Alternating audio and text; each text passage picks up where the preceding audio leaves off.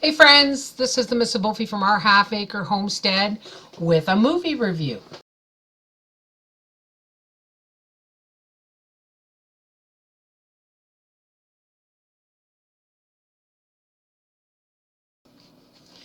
Papa and I watched a movie tonight called The Big Short. Surprise, surprise, it's all about the financial collapse in 2008 and how it came about and how some people knew it was going to happen and profited from it. I don't care one way or another. Howie and I went bankrupt in 2005. And the naivete of everyday people astounds me. And I'm not talking about naivete of you. I'm talking about the naivete of me. I always thought I was a pretty sharp tool in that shed. Well, I'm a tool, or I was a tool. But sometimes it takes a lot of mistakes to learn. Some people can learn after one mistake. Some people can learn after two. Some people have to hit every brick in the wall with their forehead before they realize, oh, that's not moving. I have to go around it somehow. The movie was sad and depressing. And I honestly don't think we've learned enough. I really don't. There was a time in my life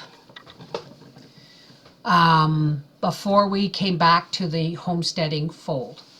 There was a time in my life when I thought all prepackaged food couldn't be harmful. Okay, so some had too much sugar in it. You got to be careful with the sugar and with the amount of fat you're putting in your system. But they wouldn't sell it to you if it was harmful, right? You know, I mean, Health Canada and the FDA and that, they wouldn't intentionally put the population in harm's way. Well, I always thought that banks wouldn't lend you the money if they didn't think you could pay it back. Boy, was I wrong. I was really wrong. We went bankrupt in 2005 because of that naivete.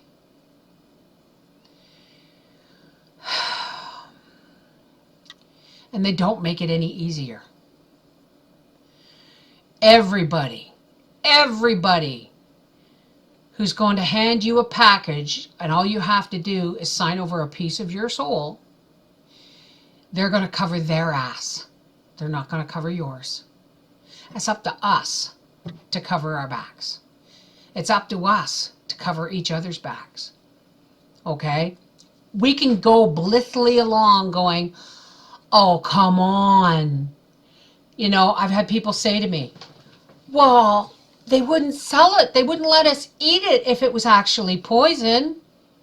Are you kidding me?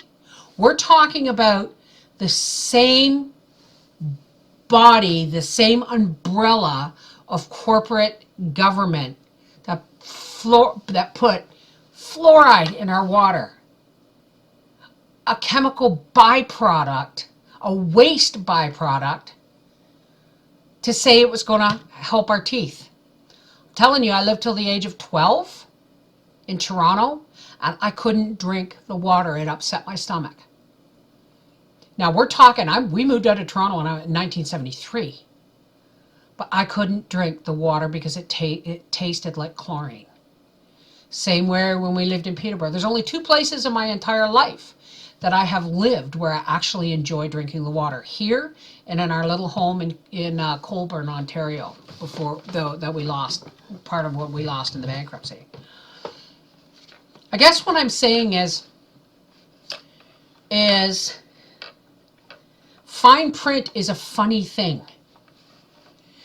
If we don't read the fine print and we just click accept, we're accepting everything they want to shovel onto us. And the problem with that is, aside from the obvious that we're going to be buried in crap, is the privacy policies, for instance, on our phones and our computers and all that stuff, are like 12 pages long, and you need a law degree to figure out what the hell they're talking about. 98% of the population cannot understand those privacy policies and acceptance agreements. So we just click accept and hope for the best.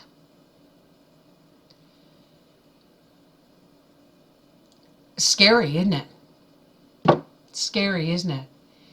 So, do you remember when I used to say, read the label, and if you can't understand the ingredients, put it back?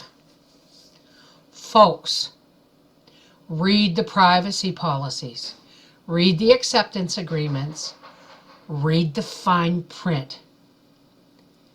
Because if you feel like wading through that is sending you into a nightmare of confusion, it is. And it's designed that way. This is the Mrs. Wolfie from our half-acre homestead saying, don't watch The Big Short if you were personally impacted by the collapse of the economy in 2008, because it's painful to watch. It made me feel really, really stupid for not having read more fine print and asking more questions. Take care. God bless.